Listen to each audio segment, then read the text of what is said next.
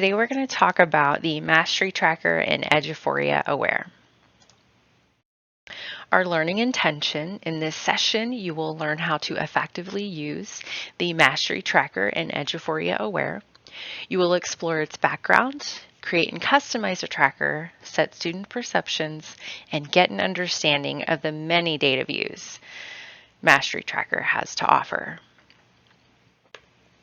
All right, so first let's talk about what mastery is. So it's an instructional strategy that aims to ensure students master key concepts before moving on. So it's based upon the idea that we want to get students to a certain level of competence with our learning standards before moving on. So we want them to come back and practice that skill until they're proficient. So the Mastery Tracker is a tool in Eduphoria Aware. It's going to allow you to track student mastery. It's going to give you the ability to set perceptions each time you add a test to the tracker. Also, your administrators will be able to observe student progress throughout the school year. And it's an easy and efficient way to monitor your essential standards. So what we recommend when you're thinking about what evidence to include in your mastery tracker, obviously we're going to want to include those standard assessments and rubric assessments that we have in Eduphoria Aware. So your end of unit assessments, your common formative assessments, any rubric assessments that you might have in there for maybe performance tasks, writing samples, in-class activities, student projects or performance tasks, formative assessments, and then also teacher observations. And I'll show you how you can include teacher observations in your mastery tracker. One thing I really want to stress is that mastery is not one measurement alone. We're going to be looking at multiple data points to see if a student has achieved mastery. All right, so what we're going to be going through in this session: how to create the mastery tracker, accessing and retrieving that mastery tracker, setting mastery perceptions for your students, editing, deleting, archiving your mastery trackers, and then all the data views that you'll have available to you. Okay, so let's start with creating a mastery tracker. Just a quick guide, the steps that you're going to take to go through to create that tracker, you'll see on the screen. And then I'm going to go through and show you each one of those steps. So here we go. First thing we're going to do is when you're in Eduphoria, on the left side under Students, you're going to see a section for Mastery. Once you click on that, at the top of the page, you will have a button for Create Tracker. That will open up a dialog box. So you will then go in and add your title. You can add in a description if you want to, that is optional. You must include a curriculum course. Only one course can be selected. Include your subject, your grade level, and then any testing types that you want to maybe include in your tracker. I chose to select all just in case. You can select what you think is best for you, but just know that these can be adjusted later. Okay, you click Create and Continue. Next is where you're going to select your assessments. Now this process you'll be doing quite often throughout the school year, and I'll show you how to do that later on. So the first time you do this, you may only select one assessment.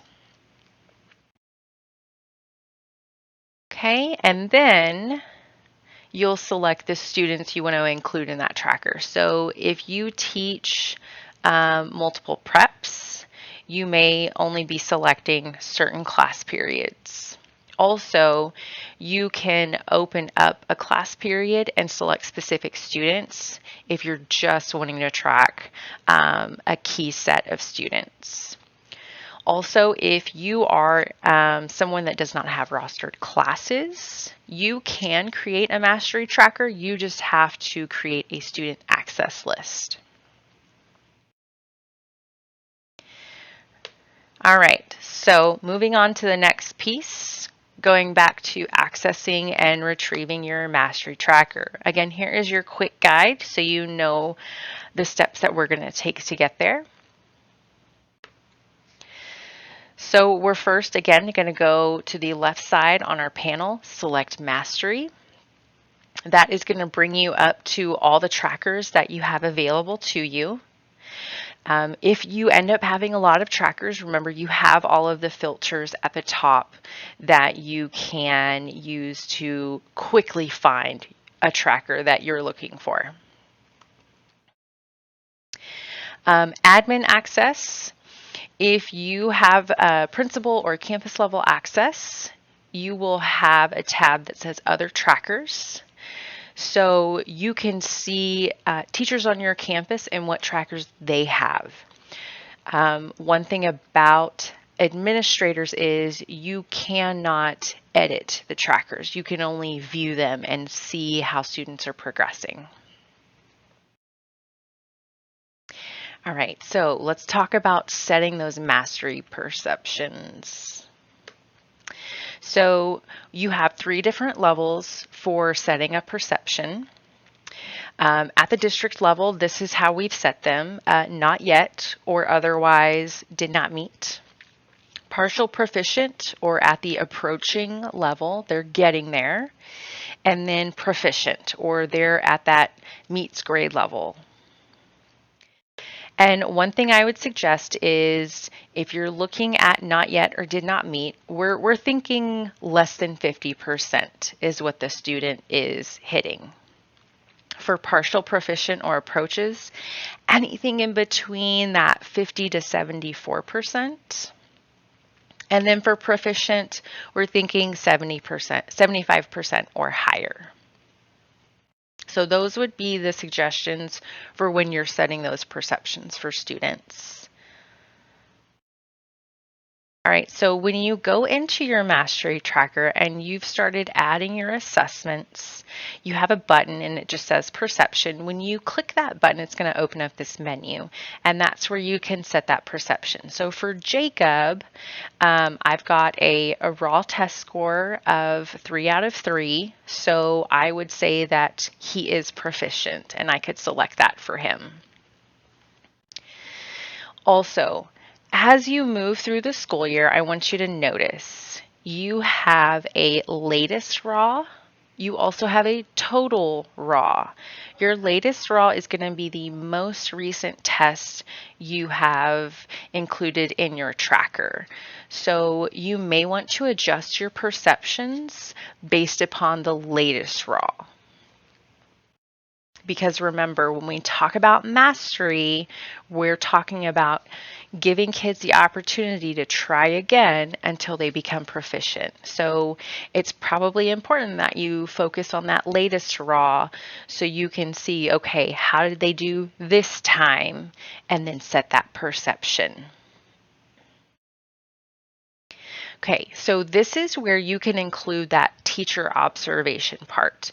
You have the ability to attach notes in the Mastery Tracker. You can leave any comments, descriptions about maybe why you've chosen that specific perception, or you're just including some teacher observations. All right, next is editing, deleting, and archiving. So a teacher with rostered classes can edit and delete mastery trackers you create, so you have full access to your trackers. Archiving mastery trackers is something that's going to occur automatically, so it's not something that you have to worry about doing at the end of the school year. So to do this, when you click into your tracker, there's going to be the 3 dots next to the name of the tracker, and that's where you can click the Edit Properties button. So if I need to edit some properties, like for example, if I need to adjust the title, if I want to go ahead and add a description, maybe at the beginning I didn't select all the test types, I can go and adjust those here. You can also edit the students. So if you are tracking just a specific group of students and you want to add another kid, you can use that drop-down menu and select a student or remove a student and then choose Save. Editing your assessments. This is where you're going to want to include assessments as you move throughout the school year.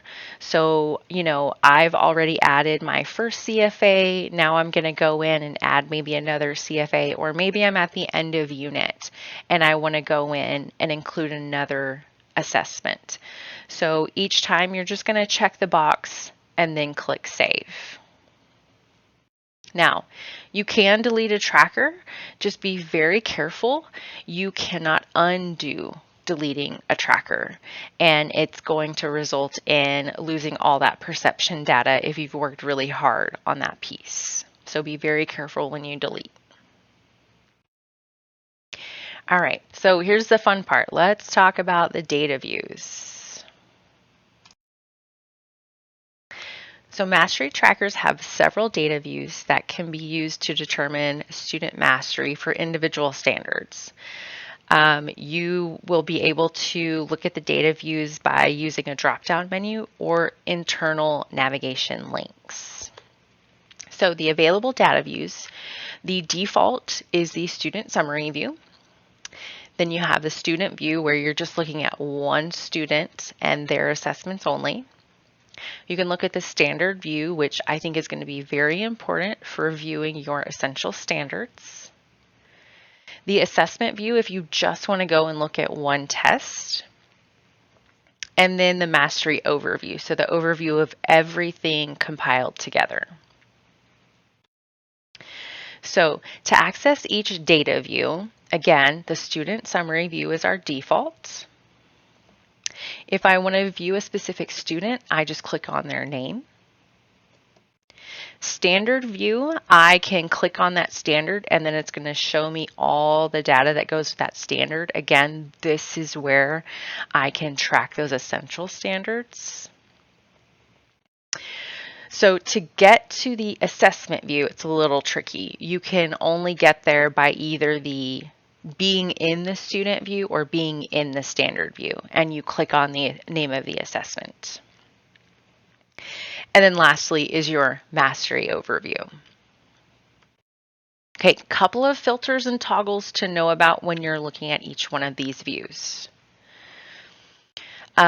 In the top left, you can actually select just specific standard types that you might want to look at. For example, if I just want to look at the readiness standards, I can just check that box and look at those. Same with supporting, process, or unclassified. I can filter it by DOK levels, or I can just go ahead and combine all of the data and combine all of those DOK levels to have one view of the raw score or the percentage. And then lastly is you can either view the data by raw scores or percent scores.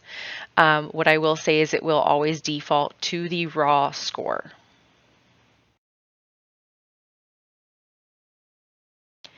Okay, so let's talk about each one of these views, starting with a summary view. Again, that is your default. You do have some options in here. So the three dots next to the student name, this is where you can decide how you want to sort your students, either by last first name or first last name. You can hover over the TEK and it will give you the text of the standard if you're not sure what the actual language of the TEK is. And then you can actually adjust and sort your students by perception. So then that will make it easy for you to make any groupings for doing intervention or extensions. All right, so let's talk about student view. So I've clicked on a student's name. So I can see Jacob and how he is doing on the 2 tests that I have added to my tracker so far. So this is my new table. It's going to show all of the assessments he's taken so far, and it's going to list the TEKS that go with those tests. Now, when you open this up, it's going to give you the data split out by DOK level. If I wanted to, I could choose to combine that DOK and put it all in one if your test does not have any DOKs attached. Okay, standard view, what I've done is I have clicked on a specific TEK. So for example, this one 8.2D maybe is one of my essentials. Again, I am seeing all of my students, and I am seeing every test where that TEK has popped up. So then again, it's going to be broken out by DOK level. I can combine those DOKs to see how my students are doing. On the right side, it's going to give me that total raw score and then that perception that I have set for those students.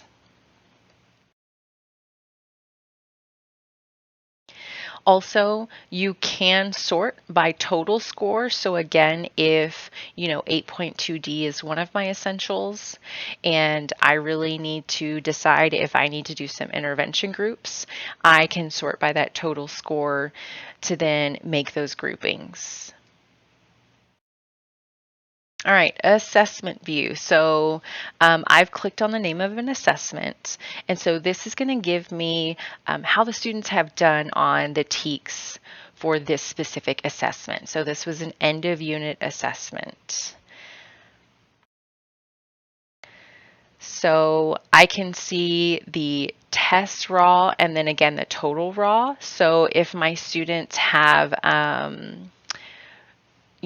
TEKS showing up on another test, that total raw might be a little bit different. And again, I can see those perceptions that I've set for students. Again, you can sort by perception.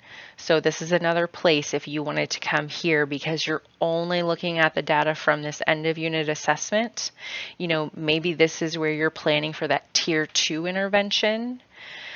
This is where I can then go sort by perception to see who needs to be part of my tier 2 intervention groups. All right, and lastly, our mastery overview. So this is combining everything that I've got.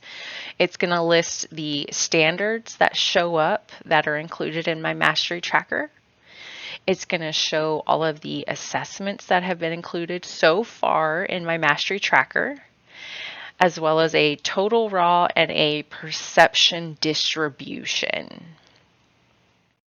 So this is going to give me various mastery insights.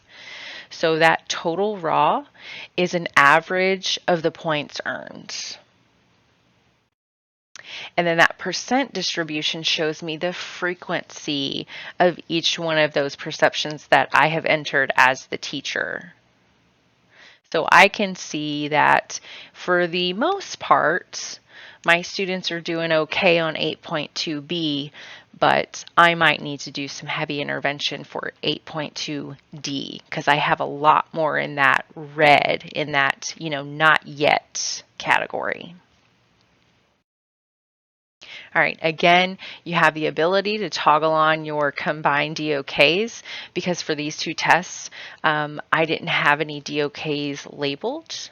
So when I combine that, I can quickly see, how my students have done for each test for each of those TEKs. All right, so I want to thank you for joining us for the Mastery Tracker in Eduphoria Aware. If you would like to schedule a training session or view more of our resources, please go to tinyurl.com/NEISD Aware.